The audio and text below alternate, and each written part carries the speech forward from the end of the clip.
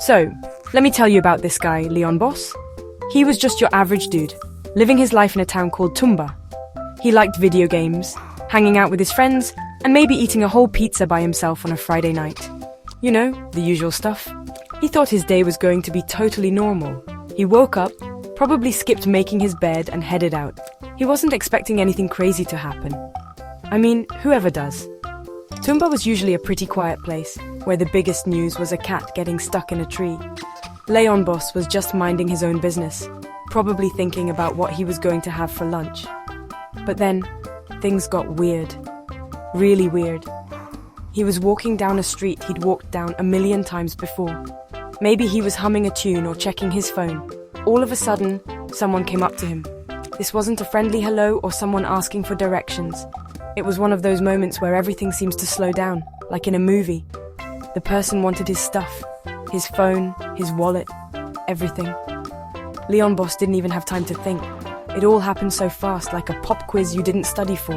1 minute he was fine, and the next he was standing there with empty pockets. The person who took his things just ran off, disappearing around a corner. Leon Boss was left standing there, completely stunned. It was like his brain had hit the pause button. He looked at his empty hands, then down the empty street. Did that really just happen? It felt more like a bad dream than real life.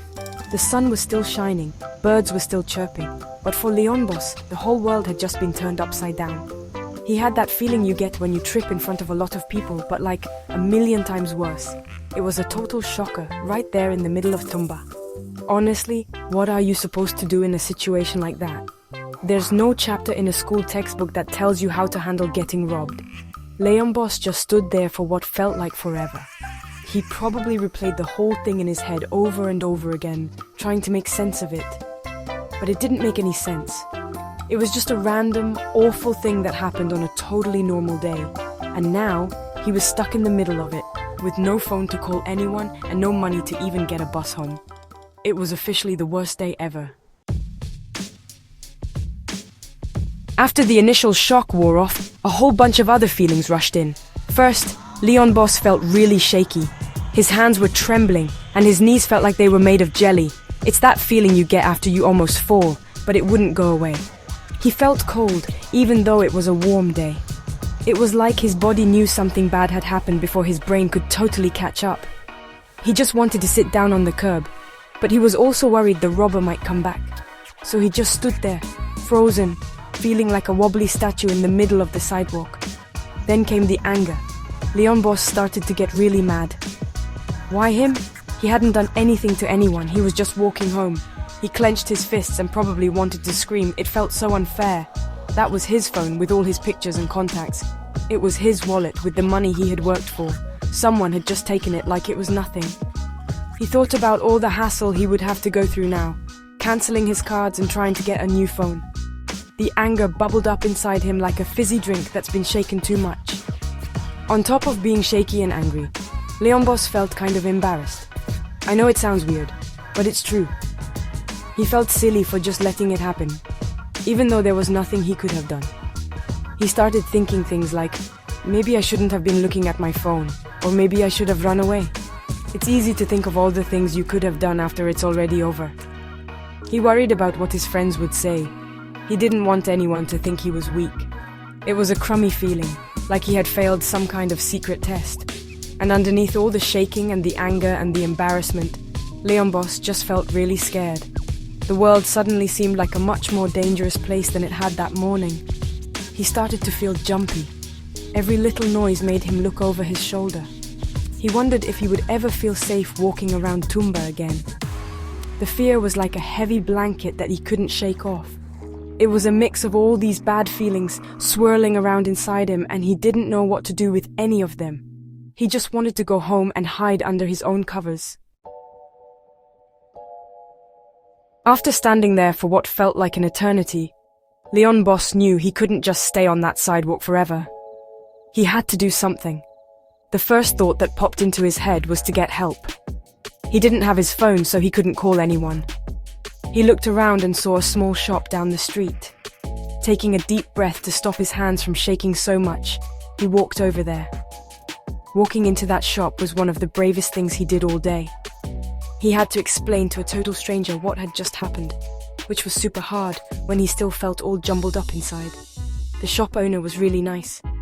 He let Leon Boss use the store's phone to call the police. Talking to the police was nerve-wracking. Leon Boss had to describe the person and what happened, but his memory was all fuzzy from the shock. He did his best, trying to remember every little detail he could. The police officer on the phone was calm and told him to stay put and that a car was on its way. Just hearing that help was coming made Leon Boss feel a tiny bit better. It was like he wasn't completely alone in this mess anymore. He had told someone, and that was a big first step. While he waited, he made another call. This time he called his best friend. As soon as his friend answered, Leon Boss just let it all out. He explained what happened, and his friend didn't laugh or call him silly. He just listened, and that was exactly what Leon Boss needed. His friend said he was coming to get him right away. Knowing a friendly face was on the way was a huge relief. It's way easier to handle a bad situation when you have your team, your own backup on your side.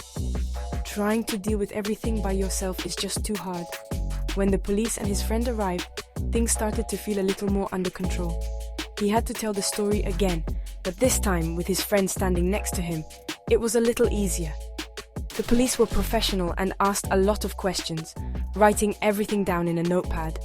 It felt important, like what happened to him mattered. It showed Leon Boss that asking for help was the right move. You can't handle every problem on your own, and it's not a sign of weakness to admit that. It's actually pretty smart. It's like in a video game when you call in your teammates for a tough boss fight. In the days that followed, Leon Boss learned a lot. The experience didn't just disappear. He was still a little jumpy when he walked outside, and he definitely kept a better eye on his surroundings. But he also learned that he was stronger than he thought. Getting through that awful day was tough, but he did it. He realized that bad things can happen to anyone at any time, and it's not your fault. The most important thing is how you decide to react. You can let it make you scared forever, or you can learn from it and keep going. Leon Boss decided he was going to keep going. He learned how important it is to stay as calm as you can when something bad happens. Panicking wouldn't have helped him. It was his clear head that told him to go to the shop and call the police. He realized that even when you feel like your brain is scrambled eggs, you can take a deep breath and figure out the very next thing you need to do. It doesn't have to be a big heroic action. It can be something small, like walking into a store or making a phone call. Those small, calm steps are what lead you out of a bad situation.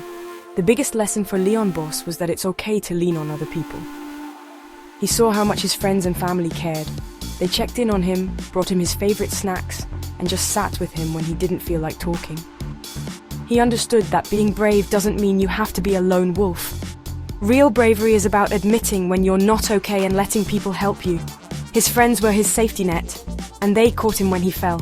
He promised himself he'd be that person for them too if they ever needed it. So, even though getting robbed was a terrible, no-good, very bad experience, something good came out of it. Leon Boss figured out that life will sometimes knock you down hard, but you always have a choice. You can stay on the ground, or you can get back up. It might take a little while, and you might need a hand from a friend, but you can always get back on your feet. Leon Boss was a comeback kid. He learned to be calm, to ask for help, and to be brave. Not because he was never scared, but because he kept going even when he was.